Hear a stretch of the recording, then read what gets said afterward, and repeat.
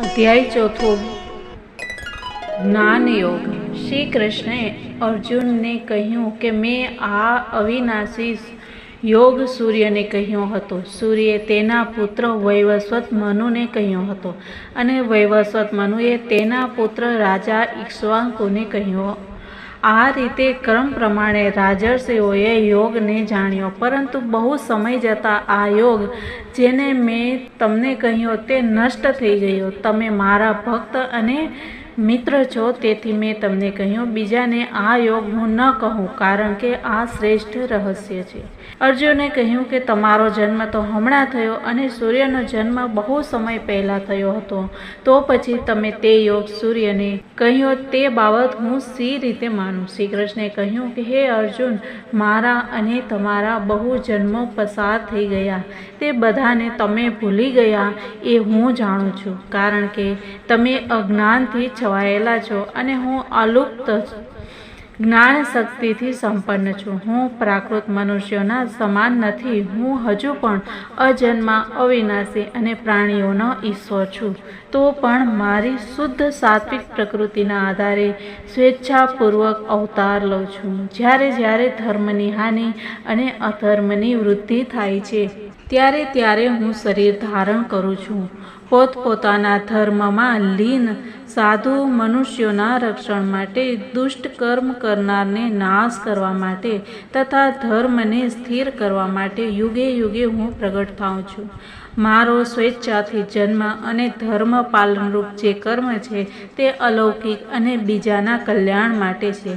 આ વાત જાણનાર પુનર્જન્મ પામતો નથી, પરંતુ મને જ પ્રાપ્ત થાય છે। ઘણા લોકો રાગ, ભય અને ક્રોધનો ત્યાગ કરી અનન્ય ભાવથી મારો આશ્રય લઈ જ્ઞાન અને તપથી પવિત્ર થઈ અને મારામાં મળી ગયા। જે જેવા સકામ અથવા નિષ્કામ ભાવથી મારું ભજન કરે છે, તેને હું તેવા ભાવથી ફળ આપું છું। બધા મનુષ્યો મારા માર્ગને અનુસરે છે, અર્થાત જે કોઈની સેવા કરે તે મારી જ સેવા હશે। ઘણું ખરું આ મનુષ્ય લોકમાં કર્મફળની ઈચ્છાથી ઇન્દ્ર આદિ દેવતાઓની પૂજા કરે છે, કારણ કે આ લોકમાં કર્મથી સિદ્ધિ જલ્દી થાય છે અને જ્ઞાનનું જે કૈવલ્ય ફળ છે તે તો મુશ્કેલીથી મેળવાય છે। મેં ગુણ અને કર્મોના વિભાગ મુજબ બ્રાહ્મણ, ક્ષત્રિય, વૈશ્ય અને શૂદ્ર આ 4 વર્ણોની રચના કરી છે। સત્વ પ્રધાન બ્રાહ્મણ અને સમદમ આદિ તેનું કર્મ, સત્વ રજ પ્રધાન ક્ષત્રિય અને તેનું શૌર્ય, બુદ્ધિ આદિ કર્મ, રજસ્તમ પ્રધાન વૈશ્ય અને કૃષિ, વાણિજ્ય આદિ તેનું કર્મ, તથા તમઃ પ્રધાન શૂદ્ર અને તેનો ઉપરયુક્ત 3 વર્ણોની સેવા આદિ કર્મ। આ બધાનો કરતા હોવા છતાં મને અવિનાશી પરમેશ્વરને તમે અકર્તા જ જાણો। નિરહંકાર હોવાથી કર્મ મને બાંધતું નથી અને નિષ્કામ હોવાથી મારી કર્મોમાં ઈચ્છા પણ નથી। આવી રીતે જે મને સારી રીતે જાણે છે તે પણ કર્મ બંધનમાં પડતો નથી, કારણ કે નિરહંકાર ભાવથી કરેલું કર્મ બંધનરૂપ નથી। આ સિદ્ધાંત મુજબ જનક આદિ મુમુક્ષુ મનુષ્યોએ સત્વશુદ્ધિને માટે અન્ય યુગમાં પણ કર્મ કર્યું હતું, તેથી તમે પણ પહેલાં કર્મ કરો। કેવું કર્મ કરવું અને કેવું ન કરવું તે બાબતમાં વિવેકી મનુષ્યોમાં પણ મોહ થયો અને કર્મ અકર્મનું જ્ઞાન થયું। તેથી જેના અનુષ્ઠાનથી અશુભમાંથી તમે મુક્ત થશો તે કર્મના વિષયમાં હું તમને કહું છું, તે તમે સાંભળો। કર્મ, અકર્મ અને વિકર્મના લક્ષણ પણ જાણવા જોઈએ, કારણ કે કર્મ, અકર્મ અને વિકર્મની ગતિ જલ્દી ન સમજાય તેવી છે। પરમાત્માના આધારરૂપ વિકર્મમાં અકર્મ હોય છે, તે બંધન કરનાર હોતું નથી। અકર્મમાં કર્મ રહેલું છે, આ સમજનાર મનુષ્ય બુદ્ધિમાન છે, યોગી છે અને તે બધા જ કર્મોને કરનારો છે। જે કોઈ ઈચ્છા વિના બધા કર્મો કરે છે અને જેના બધા કર્મ જ્ઞાનરૂપી અગ્નિથી ભસ્મ થઈ ગયા છે, તેને વિદ્વાન લોકો પંડિત કહે છે। જે કર્મ અને કર્મફળમાં ઈચ્છા નથી કરતો, નિજાનંદથી સંતુષ્ટ રહે છે અને કોઈનો આશ્રય લેતો નથી, તે સ્વાભાવિક અને શાસ્ત્રથી સૂચવાયેલા કર્મને કરવા છતાં કાંઈ કરતો નથી, જે બધી આશાઓને તજી અંતઃકરણ અને શરીરને વશમાં રાખી બધા ઝઘડાઓને છોડી અને કેવળ શરીરના નિર્વાહ માટે ઉપયોગી કર્મ કરે છે, તે પાપનો ભાગીદાર થતો નથી.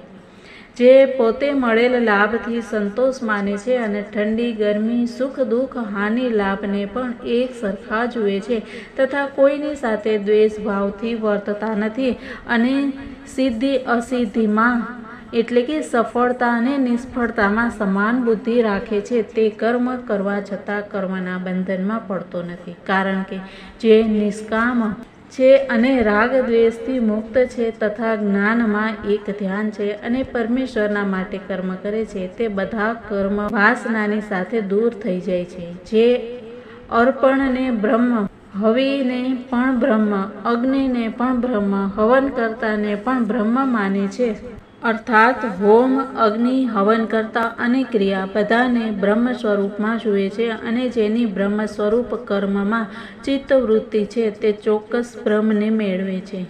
કેટલાય કર્મયોગી શ્રદ્ધાપૂર્વક ઇન્દ્રાદિ દેવતાઓની પૂજા કરે છે અને બીજા જ્ઞાનયોગી બ્રહ્મરૂપ અગ્નિમાં બ્રહ્મયજ્ઞ રૂપથી હવન કરે છે, અર્થાત યજ્ઞાદિ બધા કર્મોને બ્રહ્મમાં વિલીન કરે છે.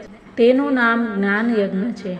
નૈષ્ટિક બ્રહ્મચારી ઇન્દ્રિય સંયમ રૂપ અગ્નિમાં નેત્ર, કર્ણ આદિ ઇન્દ્રિયોને વિલીન કરે છે, અર્થાત ઇન્દ્રિયોને રોકી અને સંયમ પ્રધાન રૂપથી રહે છે. બીજા ગૃહસ્થ લોકો ઇન્દ્રિયરૂપ અગ્નિમાં શબ્દાદિ વિષયોને વિલીન કરે છે, અર્થાત ભોગની વખતે પણ અનાસક્ત અને ઇન્દ્રિયોમાં અગ્નિની ભાવના અને શબ્દાદિ વિષયોમાં હવિની ભાવના કરી ઇન્દ્રિયરૂપી અગ્નિમાં શબ્દાદિ વિષયરૂપી બલિનું હવન કરે છે. ધ્યાનનિષ્ઠ લોકો એટલે કે પરમેશ્વરના ચિંતનમાં લીન લોકો બધી જ્ઞાનેન્દ્રિય તથા જ્ઞાનેન્દ્રિયોના કર્મોને, સમસ્ત કર્મેન્દ્રિય અને કર્મેન્દ્રિયના કર્મોને, પ્રાણ, અપાન, વ્યાન, સમાન, ઉદાન, નાગ, કૂર્મ, કૃકુલ, દેવદત્ત, ધનંજય, આદર્શ વાયુના કર્મોને આત્મસંયમરૂપ અગ્નિમાં જ્ઞાનથી પ્રદીપ્ત પ્રકાશમાં ધ્યેયનો નિશ્ચય કરી તે ધ્યેયમાં મનને એકાગ્ર કરી સમસ્ત કર્મોને હોમે છે. કેટલાક લોકો દ્રવ્ય યજ્ઞ છે અર્થાત ધનાદિ દ્રવ્યોના દાનને જ યજ્ઞ માને છે. કેટલાક લોકો તપોયજ્ઞ છે અર્થાત ચાંદ્રાયણ આદિ તપને જ યજ્ઞ માને છે. કેટલાક લોકો યોગ યજ્ઞ છે અર્થાત ચિત્તવૃત્તિઓના અંકુશ ઉપર જે સમાધિ છે તેને યજ્ઞ માને છે. કેટલાક સ્વાધ્યાય યજ્ઞ છે અર્થાત વેદ પાઠ કરવો તેને જ યજ્ઞ માને છે. કેટલાક જ્ઞાન યજ્ઞ છે અર્થાત વેદાર્થના જ્ઞાનને જ યજ્ઞ માને છે. આવી રીતે મનુષ્યોએ પ્રયત્નશીલ રહી અને પોતપોતાના વ્રતને તીક્ષ્ણ બનાવ્યું છે. બીજા કેટલાક લોકો અપાનમાં પ્રાણ અને પ્રાણમાં અપાનને તથા પ્રાણ અપાનની ગતિને રોકીને આવી રીતે પૂરક, કુંભક અને રેચક ઉપાયોથી પ્રાણાયામમાં તત્પર રહે છે. કેટલાક લોકો મિતાહારી હોય છે અર્થાત આહારને ઓછો કરી અને નિર્બળ ઇન્દ્રિયોમાં તે ઇન્દ્રિયના ઉપયોગનું હવન કરે છે. આ બધી જાતના યજ્ઞો કરનાર યજ્ઞ સાધનથી હવન કરી અને પોતપોતાના પાપોનો નાશ કરે છે. જે લોકો યજ્ઞ કરી અને બાકી રહેલા અમૃત તુલ્ય અન્નનું ભોજન કરે છે તે લોકો યજ્ઞશેષ ભોજન મારફતે જ્ઞાન લાભ કરી સનાતન બ્રહ્મને મેળવે છે. જે લોકો યજ્ઞ કરતા નથી તેમને આ લોક પણ નથી અને પરલોક પણ નથી. આવા બહુ જ જાતના યજ્ઞોનું વેદમાં વિસ્તારપૂર્વક વર્ણન કરેલું છે. આ બધાની ઉત્પત્તિ કર્મમાંથી છે તેવું જાણવાથી મારી મુક્તિ થશે.